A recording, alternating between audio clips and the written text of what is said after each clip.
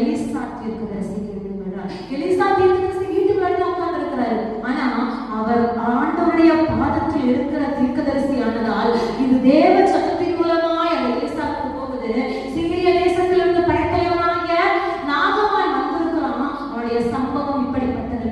நான் என்ன யோசிக்கிறேன்னா, அந்த சிறு பெண் மூலமாய் தேவனுடைய வார்த்தை அந்த நாகமானுக்கு போற போதே என் ஆண்டவர் எலிசாவுக்கு அதை வெளிப்படுத்தி இருப்பார். சீரிய தேசத்திலிருந்து ஒருவன் தேடி வருகிறான். சீரிய தேசத்திலிருந்து ஒரு மனிதன் வந்து பார்க்க வருகிறான். அவனுடைய அவமானம் இந்த பிரகாரமா இருக்கிறது. அவனுடைய நிந்தை இப்படி இருக்குது.